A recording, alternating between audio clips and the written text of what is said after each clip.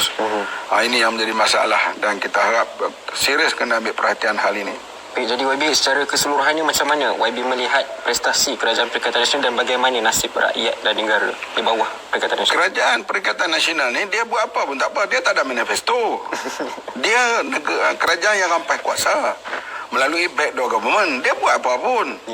Dan kita nak tunggu sehingga pilihan raya untuk buat hukuman kepada mereka. Mereka kuasai semua jentera penerangan, kerana kita sekarang darurat, kita tak boleh buat ceramah majlis jamuan yang kehadiran ratusan atau ribu orang. So mereka boleh buat apa saja yang mereka mahu sebab mereka bukan ada manifesto, bukan ada target untuk mereka capai. Kalau kerajaan Pakatan Harapan dulu kita cuba capai manifesto, kalau tak capai menjelang pilihan raya, rakyat boleh hukum kita.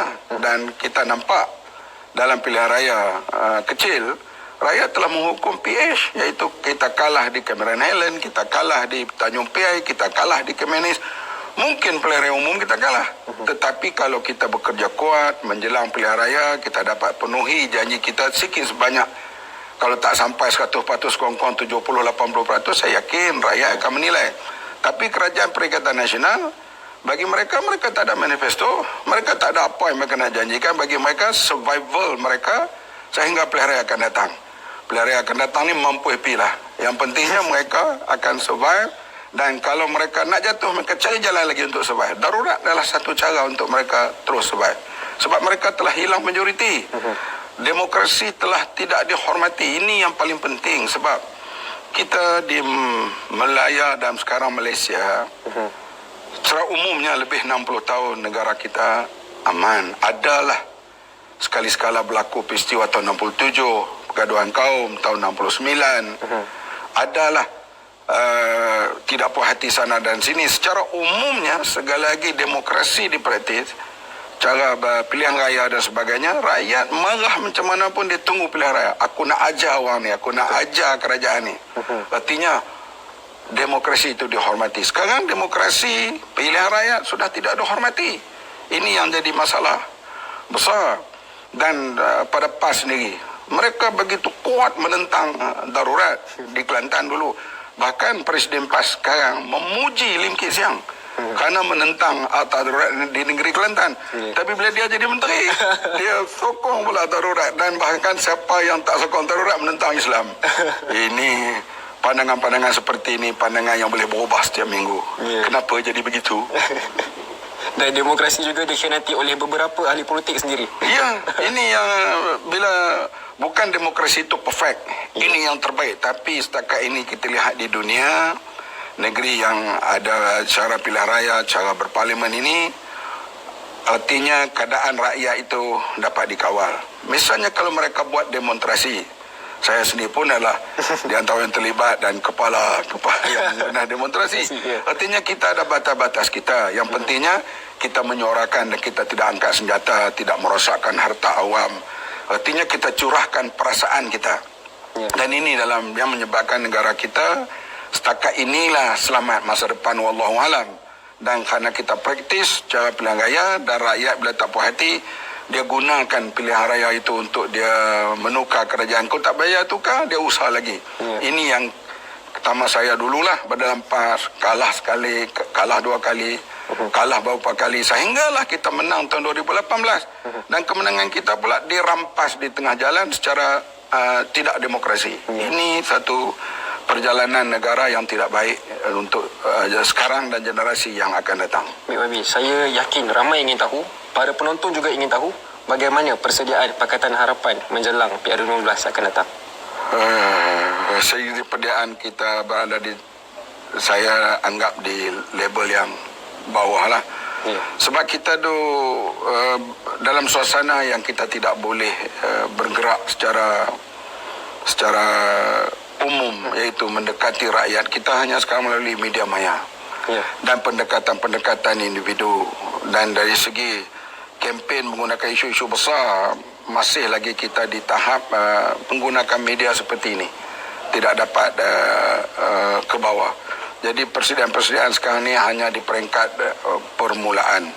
Dan tidaklah seperti menjelang 2018 dulu, sebab kita bersedia untuk ada pilihan. Sekarang kita tak tahu.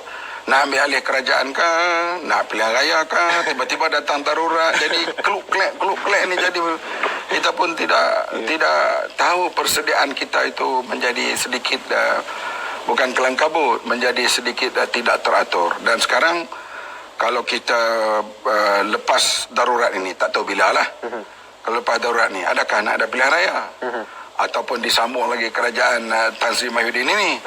Kalau ada pilihan raya, macam mana lah masa darurat ni kita nak buat persediaan, terutama sekali persediaan di sudut memberi maklumat kepada orang ramai. Ya, barangkali di Kelang Valley boleh dengan alat media maya ini, tapi bagaimana keadaan di kawasan pendalaman, di Jerantuk, di Rompin, di Jeli, di Baling, di Sek dan sebagainya. Penerangan-penerangan ini tak dapat kita sampaikan kepada rakyat. Bila darurat ni pula advantage kepada parti pemerintah. Ialah sekarang mereka bergaduh, betul. Bergaduh ni barangkali sementara nak berebut sesuatu kot. Tapi bila mereka hadapi lawan, selalunya mereka boleh bersatu. Itu kita tak boleh lah bergantung kepada pergaduhan mereka untuk kita mencapai kemenangan. Pihak kita sendiri mesti membuat persediaan-persediaan, dan saya juga menyuruh pemimpin-pemimpin amanah di peringkat nasional, Awan, Pemuda, Wardah, pemimpin peringkat negeri dan sebagainya, kena gerakkan jentera pilihan raya, terutama jentera penerangan, penyediaan bilik gerakan mesti dibuatlah daripada sekarang. Itu harapan saya. Baik, tadi YB dia menyebut tentang pergaduhan di kalangan parti-parti komponen dalam Perikatan Nasional. Bagaimana pula hubungan parti-parti komponen dalam Pakatan Harapan? Bagaimana YB melihat hubungan kita? Kita dari PH memang kita rapat, itu Parti Amanah, Keadilan di AP. Bahkan minggu lepas kita ada mesyuarat dan kita berbincang di situ. Perbezaan pandangan itu adalah kita bila mesyuarat itu ialah menguruskan perbezaan pandangan. Perbezaan pandangan itu perkara biasa, tetapi kita intact sekarang ni. Cuma kita nak memperlukan supaya PH dengan ada lagi sokongan daripada parti-parti lain yang dipanggil PH++ supaya kita lebih kuat untuk hadapi pilihan raya akan datang. Tak rugi kalau kita ramai rakan daripada kita kekurangan rakan. Ini yang kita cuba usahakan dari masa ke semasa. Baik, terima kasih Yang Berhormat Tuan Haji Presiden Muhammad Sabu. Begitu saja penjelasan daripada YB. Setakat itu saja untuk bual bicara bersama dengan Presiden Parti Amanah Negara. Semoga kita bertemu dalam siri seterusnya. Jangan lupa like, follow dan share live pada petang ini. Ikuti Next Step Malaysia untuk perkembangan lanjut. Sekian. Assalamualaikum. Salam hormat.